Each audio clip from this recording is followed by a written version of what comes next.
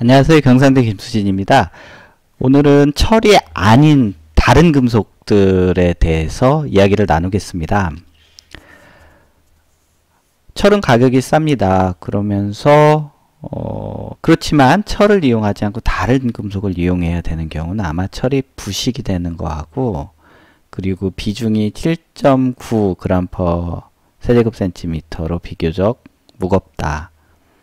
그리고 녹능점이 1600도인데 더 낮은 온도 아니면 더 높은 온도가 요구된다. 그런 경우에 아마 다른 금속이 필요한 텐데요.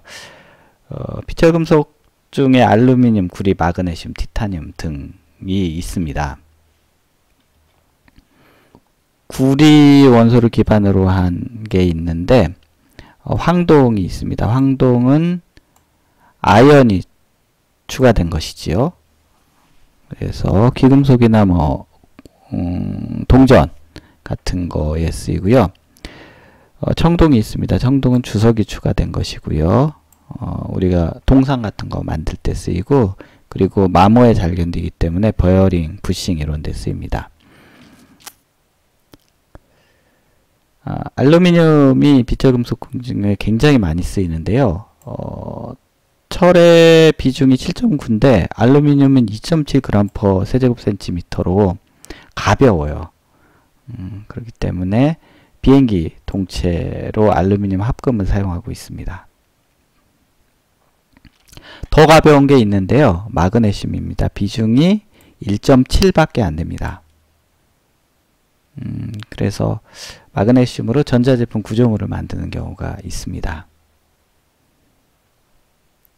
마그네슘과 알루미늄의 문제점은 녹는 점이 660도, 650도로 낮다는 거예요. 그래서 가벼우면서 녹는 점이 높아야 되면 타이타늄을 써야 됩니다.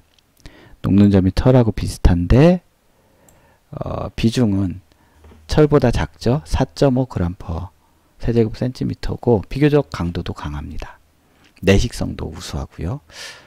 티타늄, 알루미늄, 마그네슘 셋 다 내식성이 우수하죠. 그러면 구리도 그렇고요. 근데 구리하고 금, 은, 백금이 이렇게 내식성이 좋은 이유는 이게 다른 화학물, 즉 산화되지 않기 때문이에요. 그런데 티타늄, 알루미늄, 마그네슘이 내식성이 좋은 이유는 산화가 잘 돼서 그래요. 표면이 바로 산화가 돼서 산화막이 입혀지거든요.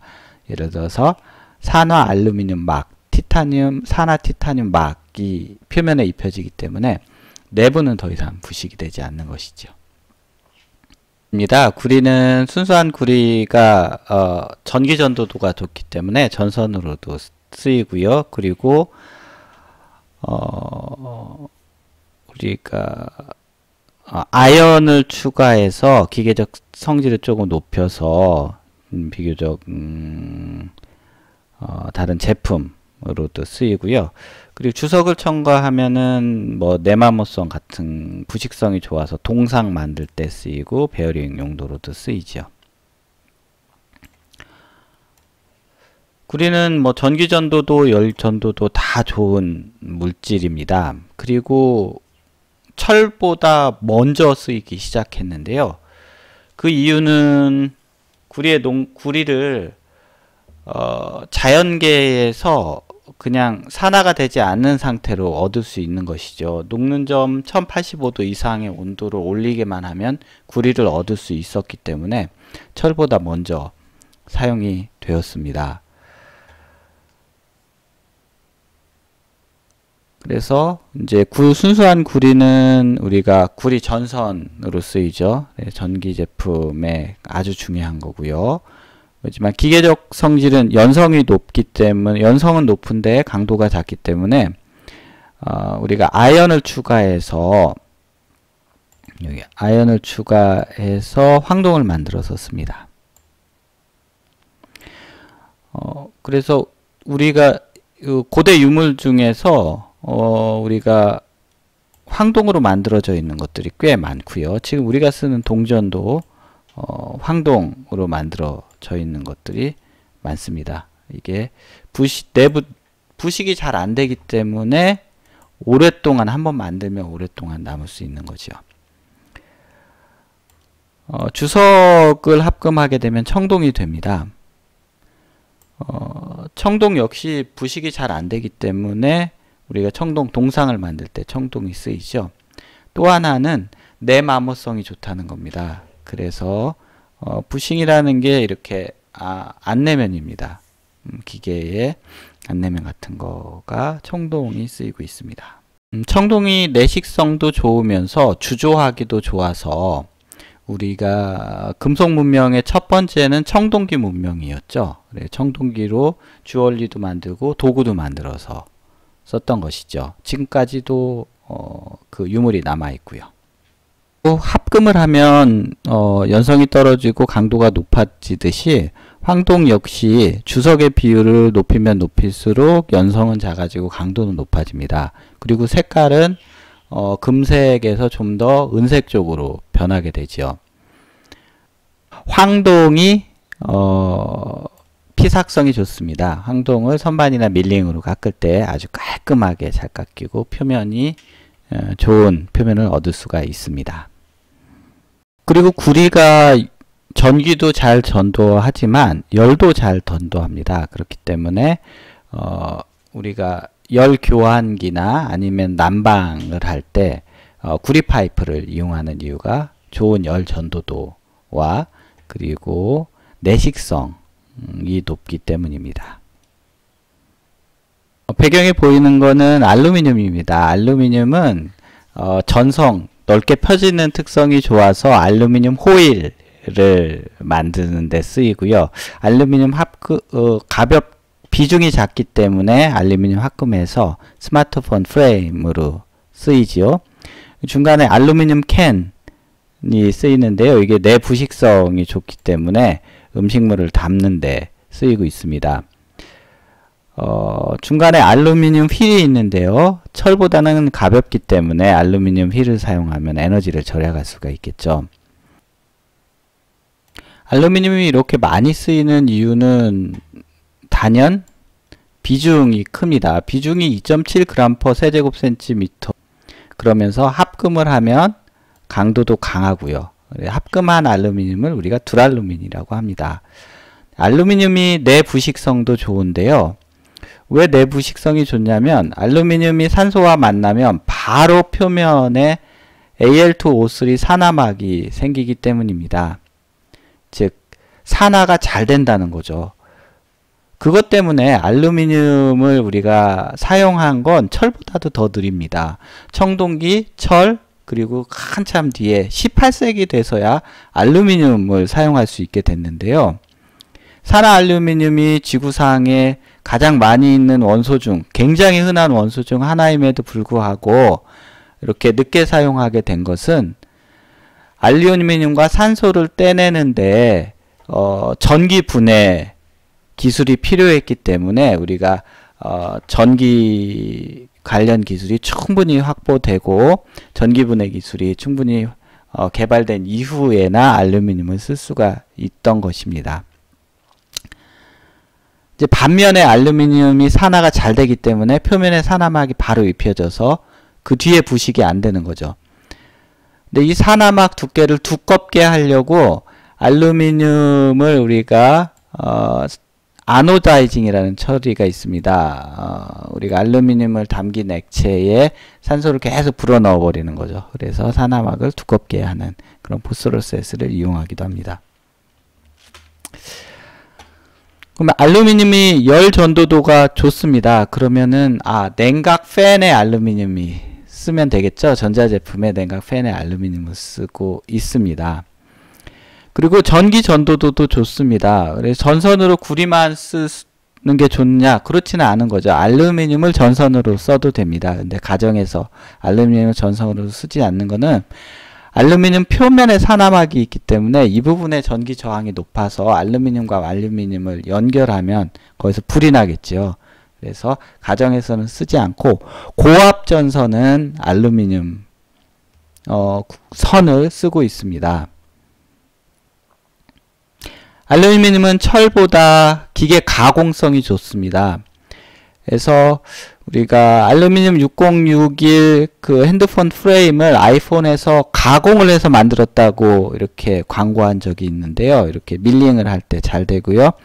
AL5052 알루미늄 휠도 다이캐스팅 이후에 표면을 이렇게 선삭해서 아주 깨끗한 표면을 얻었죠.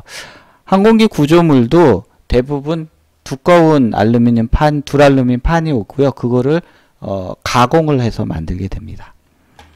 알루미늄 자석에 안 붙죠. 그리고 빛을 반사하고요. 녹는 점이 낮다. 660도다. 요거는 단점이 될 수도 있는데 요 알루미늄으로 제품을 만드는 데는 장점입니다. 녹는 점이 낮으면 주조하기가 좋지요.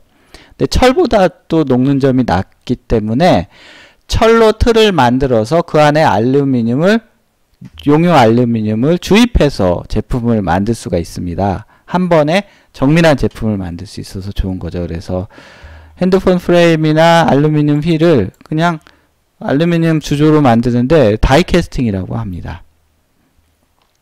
그 알루미늄의 열 처리는 조금 특이하지요. 급냉하면은 부드럽고 이 녀석을 온도를 올려서 조금 놔두면 알루미늄의 과포화로 녹아있는 다른 원소들이 석출이 되면서 딱딱해지죠. 석출 경화, 에이지 하드닝, CO 경화라고 합니다. 그런데 알루미늄이 굉장히 흔한 반면 우리나라에서는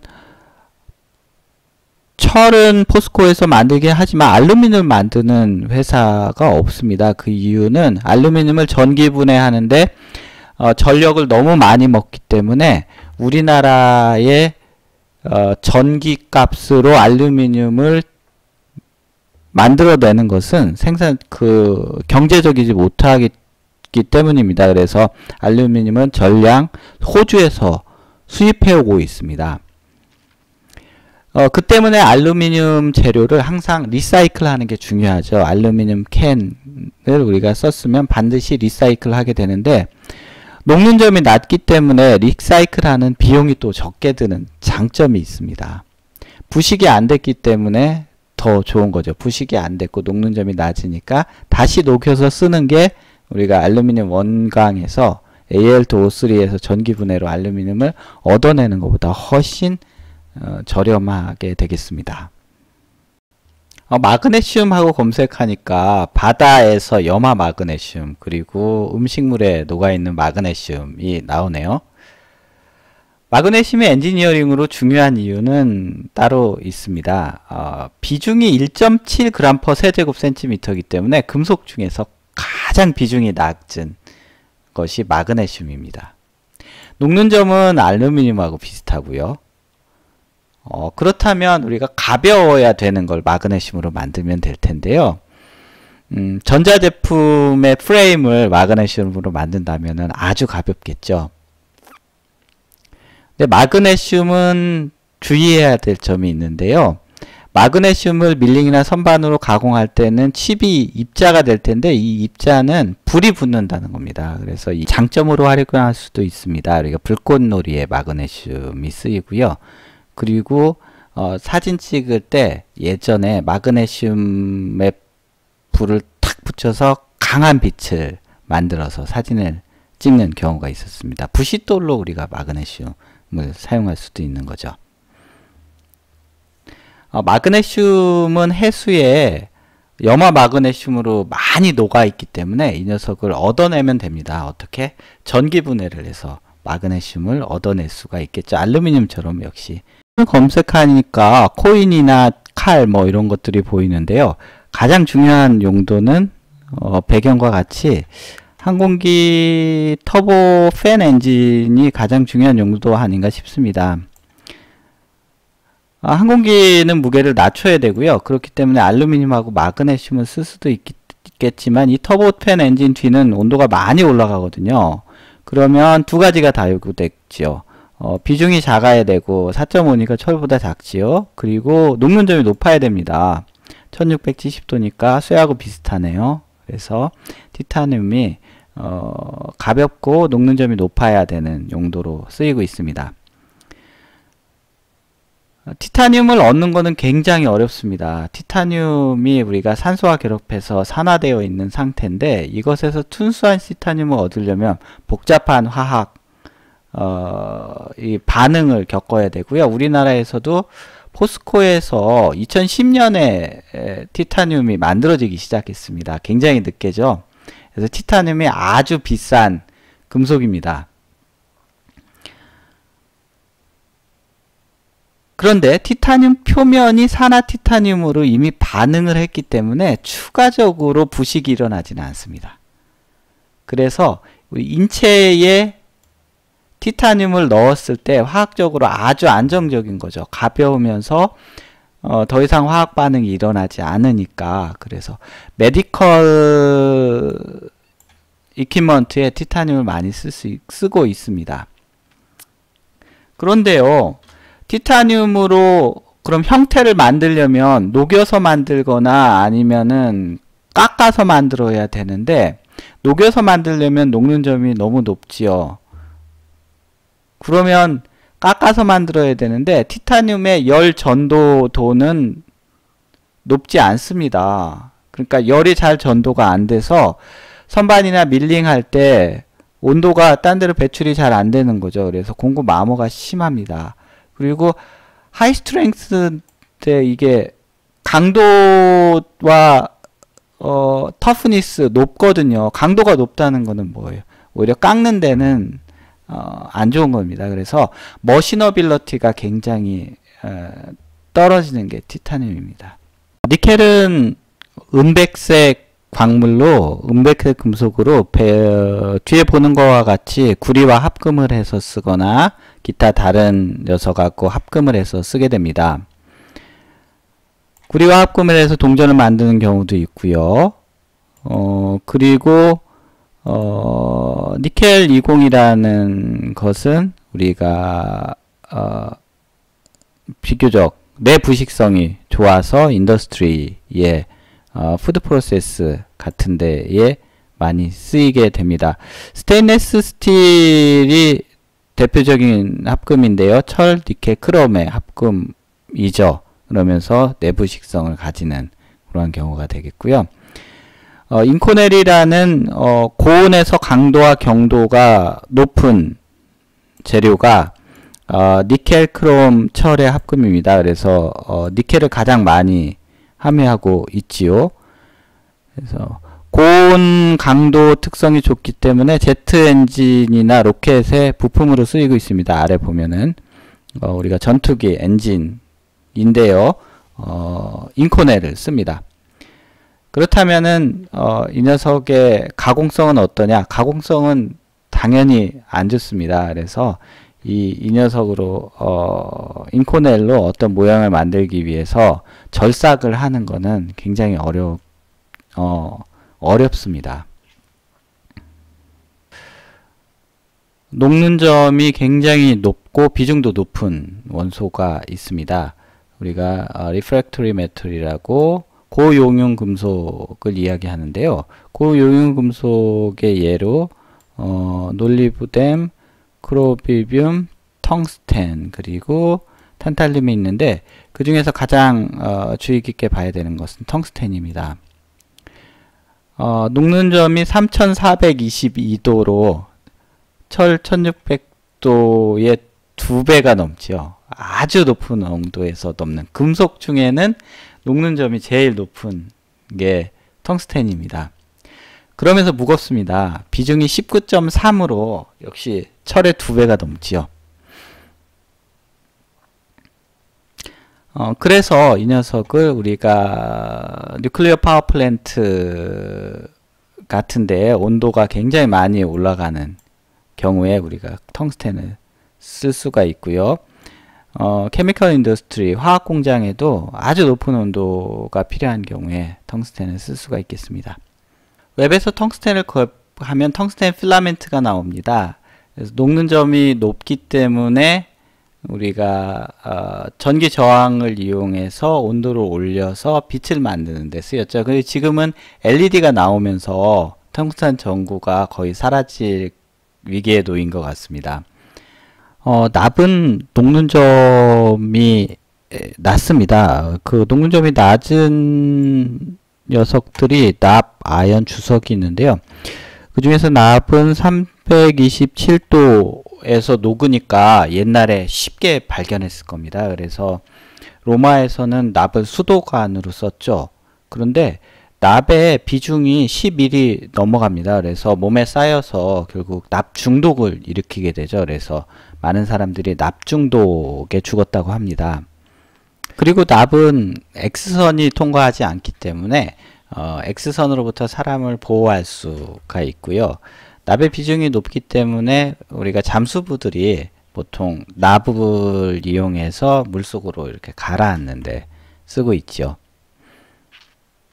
예전에는 전기 회로를 연결할 때 납땜을 했는데 그때 납과 아연을 혼합해서 썼습니다. 그렇지만 녹는 점이 조금 올라가더라도 지금은 납을 줄이고 주로 아연 재료로 바꾸고 있죠.